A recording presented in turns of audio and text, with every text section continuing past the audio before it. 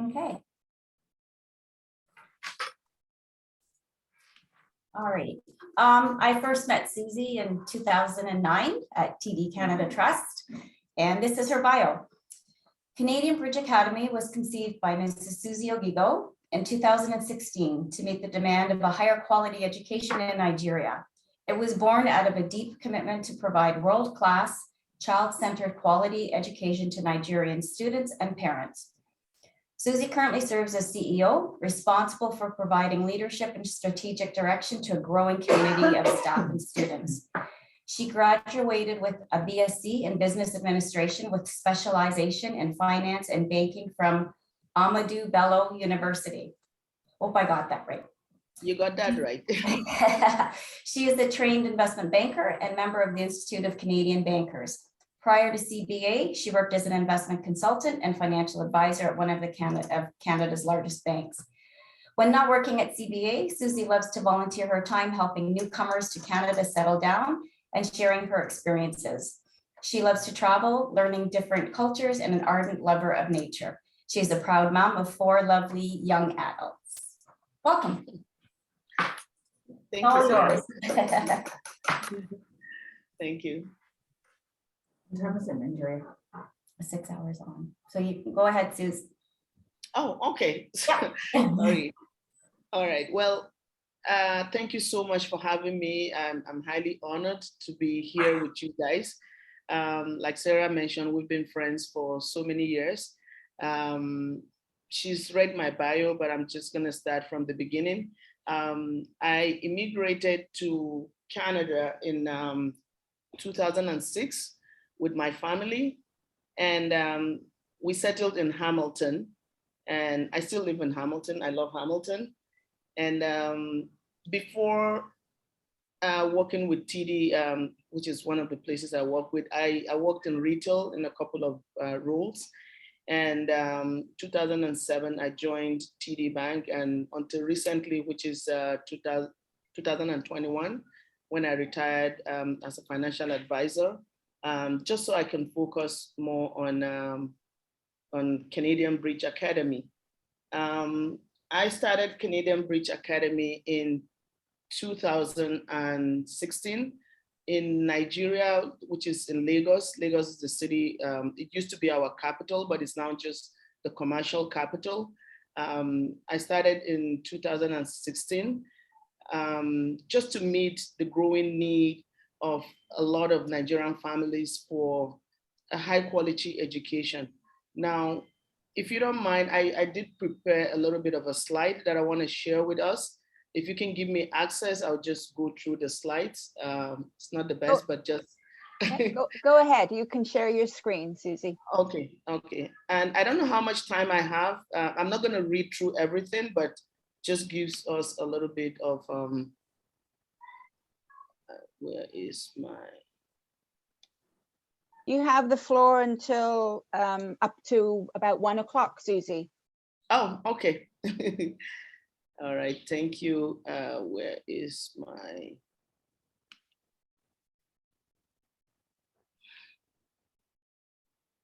Finder, not this one. Okay. Sorry, I'm a little bit, let's see, where is my slide here? Which is my Safari.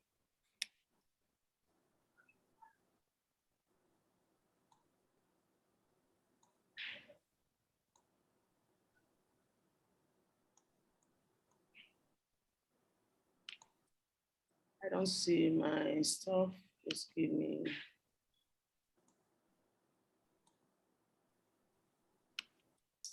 Can you find the share, or I can't find it. I do have the share, but I can't find my your slide? Just give me 1 second. Yeah, my slide isn't showing up. Oh, it's coming. Here we go. Is it? Yeah. Okay, Yep. Let me go here. Back to here. Oh, there we go. Can you see my stuff now? Yes. Okay, there we go. Sorry about that. Not the most tech savvy person. So that's a little bit about me. Like I said, I started in 2016 at Canadian Bridge Academy in Lagos. Prior to that time, living in Canada, I see a lot of young kids who come from my home country of Nigeria, some of them as young as 15, 16, you know, so far away from home, because parents are looking for the opportunity, you know, to give them a better life and to expose them to a better, higher quality education. The Canadian educational system is well known for. And it doesn't come at a cheap cost. A lot of them pay as much as $40,000 just as tuition in a year. That's not adding cost of living and other expenses that comes with that. So it's, you know, it's something that was kind of impressing on my heart. What can we do to make this more accessible for a lot more Nigerians without them having to go through this hassles of sending kids away? As a parent, it used to break my heart to see these 15-year-olds, 16-year-olds that are just lost completely in a new culture, new environment that they don't know a lot about, because parents are seeking to give their kids the best in life. So in partnership, I contacted this school, Rosedale Academy. I'm going to talk about them a lot later. But we came into partnership with Rosedale Academy to be able to bring the same education that we have in Canada, that they are coming all the way for, to bring it right to the doorsteps of Nigerians. So it started out as just a high school. For those who complete, we call it the SS3 here. SS3 is Senior Secondary School 3, which is the equivalent of a grade 12 student in Ontario. Now, when they graduate from the SS3, they come to Canadian Bridge Academy. They go through the same curriculum, you know, being delivered online and in a blended environment with our teachers. And at the end of it, they qualify and earn the Ontario Secondary School Diploma, which is what gives them the eligibility to be able to come to university in Canada without having to go through or repeating the foundation program again in Canada, and therefore saving them a lot in terms of cost, and you know, giving them the opportunity to also grow and mature a little bit while they are still home, and also learn about life in Canada. Some of the things we take for granted. When they come so far away from home, they are totally lost. So we brought all that to to Lagos, so that we can provide this opportunity. And that was why Canadian Bridge Academy started.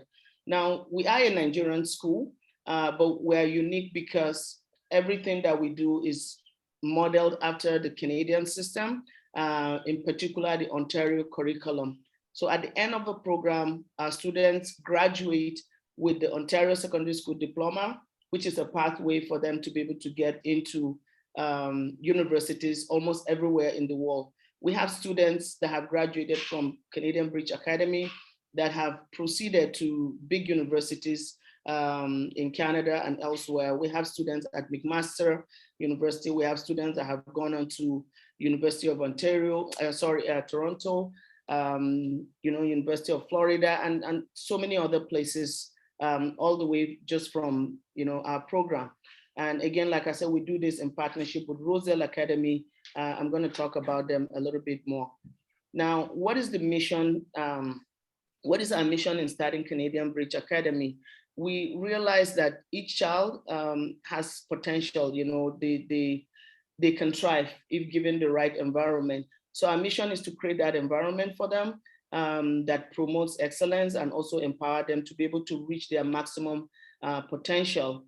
And so this is the reason we started Canadian Bridge Academy.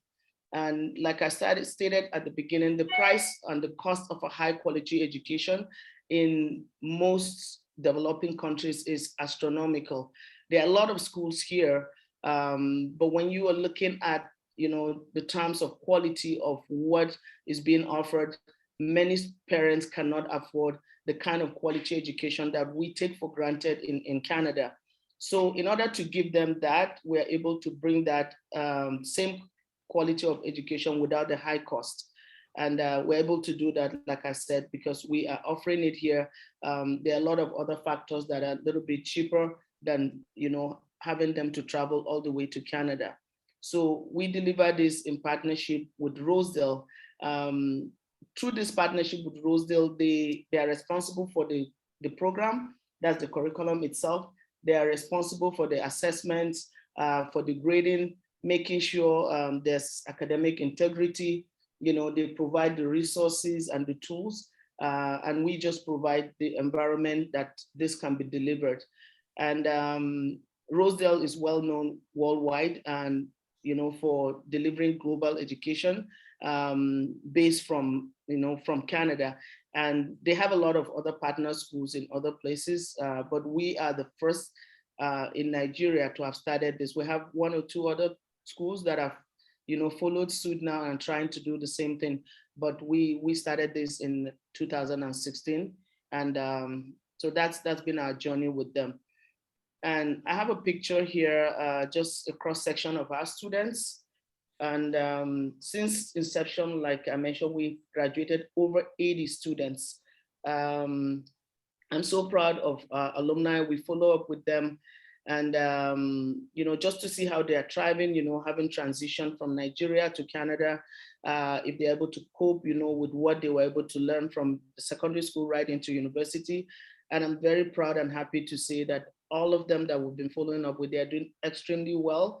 Our first graduate would be finishing come April from Brock University in nursing, and she's been on the Dean's list. We have students at University of Toronto that are also on the Dean's list, and that makes us extremely proud that not only have they been able to move on to life in Canada, but they are also thriving and doing extremely well. So that's students there. I'm also showing a little bit of a cross section. We have them with a teacher just sharing stuff. One of these pictures, the one that they're sitting, was taken at a function where they were talking about the impact of drugs, on the youth and all that. So we go out into the community. We try to engage the environment, the community that we're involved, that we work with, and we share ideas. We do seminars, we do webinars. We invite some schools from Canada, like Ryerson University, York, have been, they've presented, programs with us here, whereby we invite members of the community, and we do a mock classroom, like just, a mock situation where they see how a real classroom in Canada looks like and all that. So it's interesting stuff, and we're very happy about what we're doing. And as part of the success and what we've been able to accomplish, and our desire, to grow, we recently acquired a place in Abuja.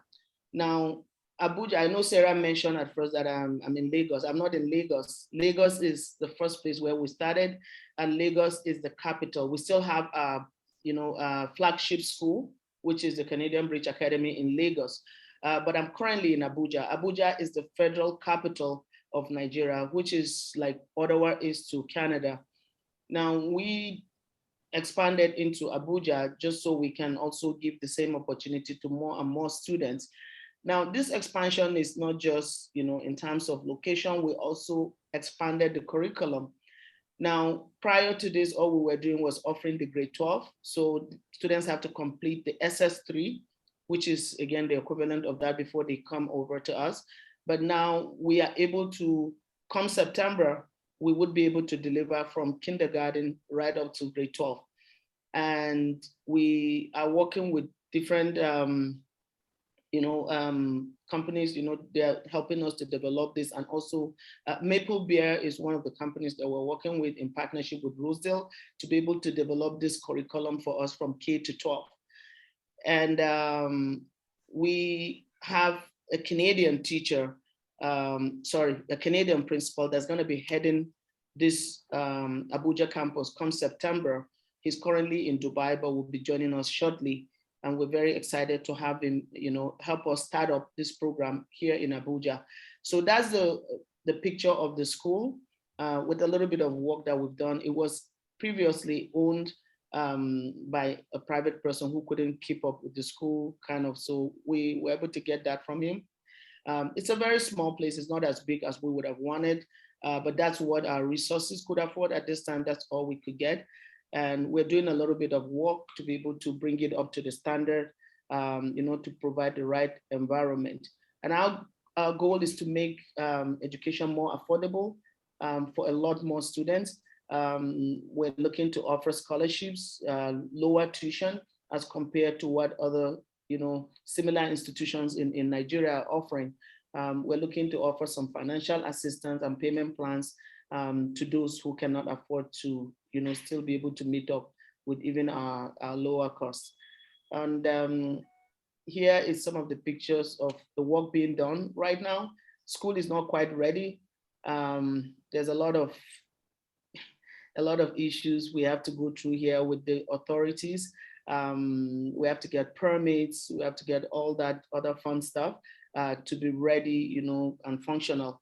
We have the support of the Canadian consulate here. They've been very supportive of our goal, of our vision. They've come to our sites to see what we're doing. And so that's exactly how the school looks like now. Hopefully in the next few weeks or months, not more than a month from now, our school will be ready for us to start taking on our new students. And that's from the little kids right up to grade 12. And when this is all done, and our goal is to move to a bigger place where we'll be able to get, to be able to give the same opportunity to as many as possible. This is the picture of what we intend, that's how our school will look like, with the Canadian Bridge Academy right there. So that's a little bit about us and what we've been able to do, and our goal and our mission and vision for the future. And in conclusion, I just wanted to take a word from Nelson Mandela. And he said, education is the most powerful weapon you can use to change the world. And we believe that, education is that powerful, and that's our goal, to change the world, one child at a time. And thanks for having me. That's all that I have to share. If you have questions, I will take questions. And Suzie, is it a boarding school? Do the kids stay there?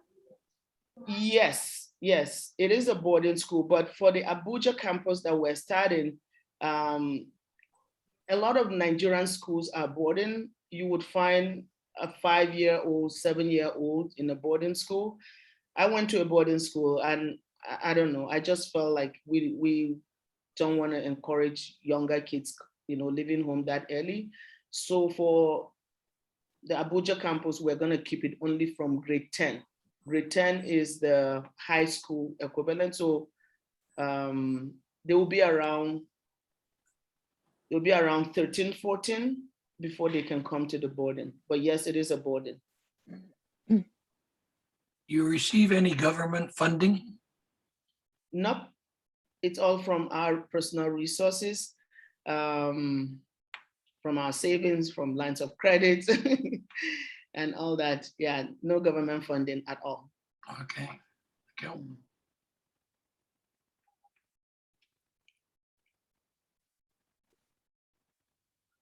Do I have any more questions from anyone? Suzie, Yes. I know this is a passion, but what was, Nadi was saying, like you started in 2016, but what actually nudged you to get it off and going? Like, was it just your personal passion for the education that you had when you were living there, or? Yes. And I will say this. So I went to Ahmadu Bello University, which is one of the best universities in Nigeria, even up till now. Now, when I went to school, government was supporting, you could get, scholarships, you could get some kind of financial assistance to be able, if you have the desire to go to university or have a good education, you could do that. But as time went on, we found out it was becoming more and more unaffordable. Government was not supporting, there was no more scholarships or loans for students. So a lot of families that have the dream and the desire to have a good education cannot afford it. Unlike in Canada, where you still have the student loans, like you can go as far as you want to go. You have the resources, you have the support of the government, the private sector, the banks are there to support you with loans and all that. You don't have that in Nigeria and in most third world countries. So the few who could come out to Canada and other places, to get that same quality education that I had, that I was privileged to have when I was growing up. Right now, only the extremely rich could do that, So that was the driving thing for me. I'm like, oh my God, if I didn't have this opportunity, like where would my life be? And so to be able to, that was my passion, to be able to give it to the same, give back the same kind of thing that I was given when I was growing up, and make it affordable for as many as possible. Now, in Abuja, for example, Yes. How are the children from sort of ordinary families that maybe work in the oil industry, or which is big there in Nigeria, or anything, how are they educated? If they, how do they go to a sort of like our school system here, that everybody has to go to school? Yes, so we have two types of schools here. There's the public system, which is the government funded, and then there is the private school.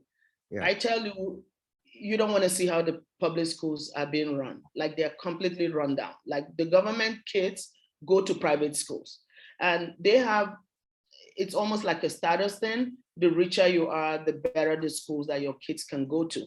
So you mentioned children of people who work in the oil industry. Nigeria has a lot of, Abuja especially, has a lot of corporate organizations and all that, who are in the oil sector and other, those are the ones that can afford to send their kids to school, like the American International, the Turkish International schools, those big, schools. But the cost is not for everybody. So a lot of people cannot afford it. It's just for a very few. The majority of kids go to public schools, and some of them study under environments that you can't even believe, So for schools like ours, it's out of reach for a lot of people, if not for what we're doing to be able to bring it down. A lot of people cannot afford good quality education. Now, have you been able to get any support from local Rotary clubs? I think way back some years ago, I think the international president was from Nigeria. Okay, no, I haven't received any sort of support or anything in terms of financial from anybody, whether government or private. It's all been from private resources. Again, like I said, from loans and stuff that I took on my own personal. Yes. Yeah. I have a question. What are education standards on public school versus private school? The level, and I'm not talking the quality of the school, I'm just talking about quality of education. Like night and day, because the public, it's regulated by the government. We have a curriculum that is supposed to be regulated and all that. But because there's a lot of corruption in these countries, and I'm sad to say that, it's my home country, but that is the truth of the situation. There's a lot of corruption. So because the kids, unlike in Canada, where you go to school according to your district, according to where you live and all that, so there's no disparity in where you go and all that. It's almost the same. It's standardized. In Nigeria, it's not the same. So they have the opportunity to send their kids to the best schools, and wherever they can find those best schools. So the richer people are, the better the quality that their kids are exposed to or have access to. So in terms of, like you said, what is the disparity, not just in the environment, but even in the quality, you find that a kid who graduates from a public school could be out from high school and cannot read. It's as bad as that. They cannot, read effectively, as compared to that child who is going to a good private school that has access to all the best tools and resources from the best in the world, that they are able to compete with, any other child from any part of the world. In those public places, public schools, a lot of the kids cannot compete with their counterparts from other parts of the world, or Suzie, even from a next Thank neighborhood. I have a question, Suzie. Okay. Are you permitted to make presentations in the public school? And really what my question is, how do children find out about your school, your programs, and how might they be motivated or inspired to apply? Okay, yeah, so we go out, we have campaigns, we have webinars and all that we send out, through social media and inviting people to come to our programs. We even have some schools, like from, lower areas and communities to come around to our school and see what we have to offer.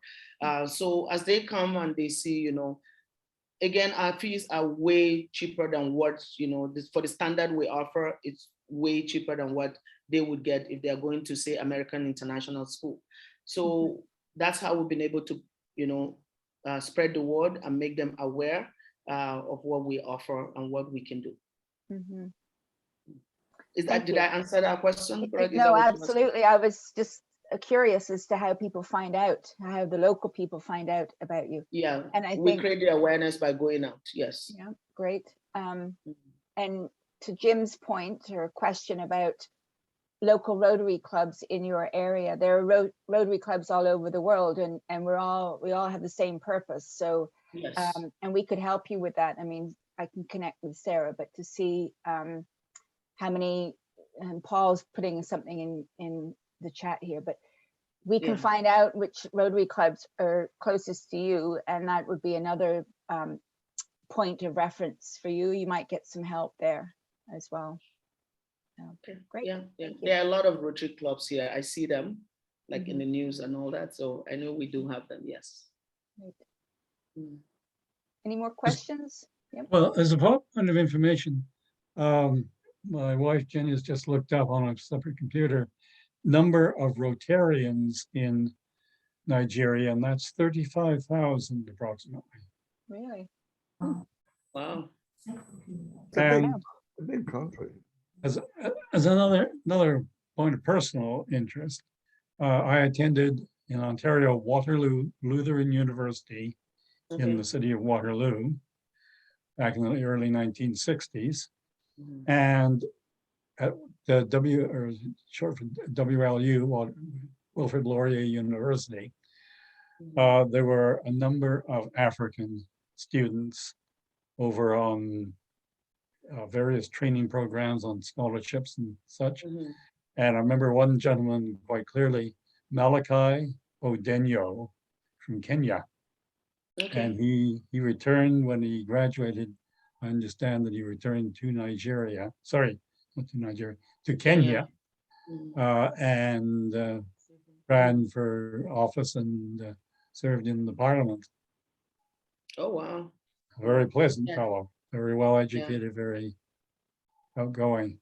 Yeah, that's what a good education can do.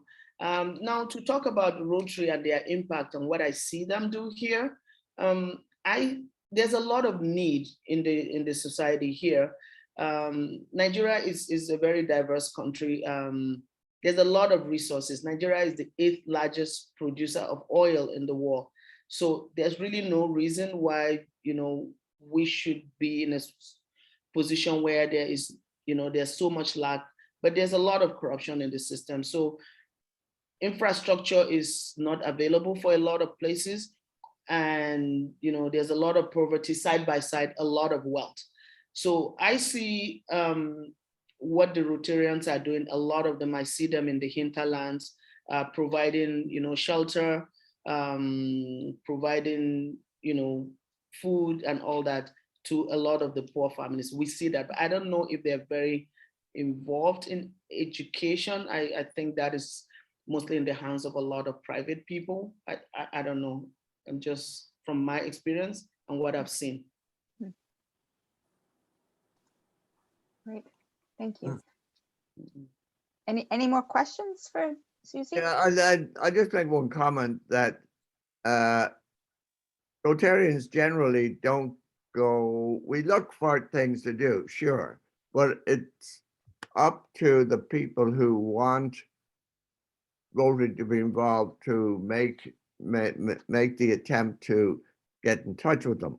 So if we could get in touch with maybe the district that handles your place, would that be any benefit to you, would you feel? If the district or somebody over there knew of what your work was, Mhm. then Yeah, that yeah. would be great. That would be great. I don't have anything against that. That would be great. Yes. Okay, we can work on that, Jim. Yeah. All right. Well, it's my turn. I'd like to thank you. That was really informative. I just want to mention one thing while thanking you. I grew up in former Yugoslavia in a village, and I was first generation to go grade 8 in village. And we had no books. I love to read. We all love to read. So what the school did from grade 4 to grade 8, we used to go and pick corn for a week, 2 weeks actually. And all the money we made was used to create the library at the school. Just thought I'd share that with you. So there's always a way to get around things. So, and my suggestion is start where you in Abuja, try to connect to at least one Rotary Club. And once you connect to one, you might get more support. But thank you. This was lovely. It was really appreciate your time and showing us the difference it's making. Thank you. Thank you very much. Thank you for having me. Thank you, Milena. Thank